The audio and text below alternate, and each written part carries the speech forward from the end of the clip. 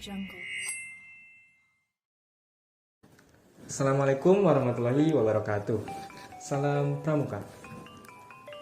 Sampurasun sadayana langkung cipayun hayu urang panjatkeun puji sinaran syukur urang sadaya ka Allah Subhanahu wa taala anu parantos maparin pirang-pirang rahmat hidayah sareng inayahna ka urang sadayana tug dugi ka urang sadayana tiasa kempel sareng tiasa ningali video ieu dina kaayaan sehat walafiat.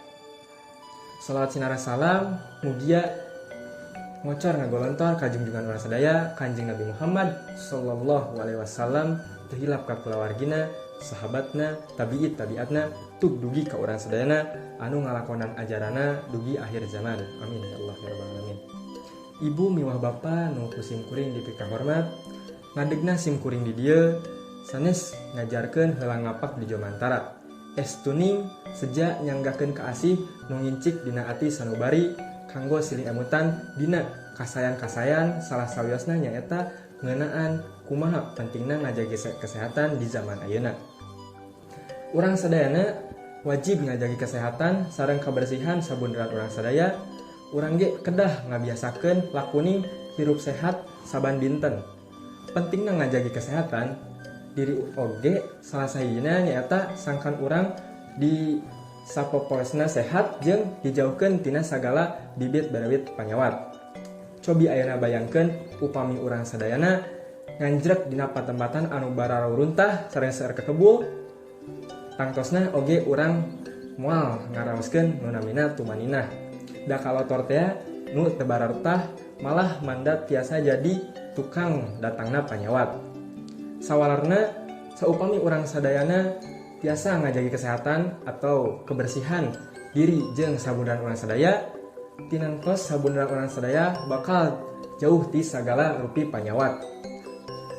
Sehat jiwa katutragana jeung tumuwuh sikap optimis langkung sumanget dina ngalakonan aktivitas sadidinten. Salian ti eta, tinangtos masih keneh seueur kasayan-kasayan anu tarapti urang ngajagi kesehatan. Pikeun ngajagi kesehatan diri tina sagala rupi panyawat tiasa dicegah ku cara diri urang sorangan. Anu dikawitan ti diri urang sorangan kawitan tina hal-hal anu katawisna sepele nanging manfaatna ageung. Contona micen runtah ulah sembarangan. Nu kadua micen runtah kana tempatna. Nu katilu getol ngumbah panangan. Anu kaopat batuk atau bersin kudu ditutupan ambeh henteu nularkeun virus ka batur. Nu kalima nu kudu urang ayeuna dijagi nyaeta protokol kesehatan. Urang teh kedah mika cinta kanu kebersihan diri urang sadayana sangkan hate urang ge suci tur bersih dina kaayaan ieu. Saupami urang hoyong janten jalmi anu jag-jag waringkas, urang kedah soson bersihan diri urang sorangan tina sakantenan sakokotor nu aya. Kitu anu tiasa kapihatur boboh sapanon carang sapakan ti uluhur sausap rambut ti handap saibas dampal nada tawakuf anu kasuhun bilih aya catur anu ngalantur teka ukur nyiwit manah paragi wargi sadayana. Saninten buah saninten ayana di parapatan hapunten abdi hapunten bilih aya kalepatan. Wabillahi wa taufiq wal hidayah. Wassalamualaikum warahmatullahi wabarakatuh.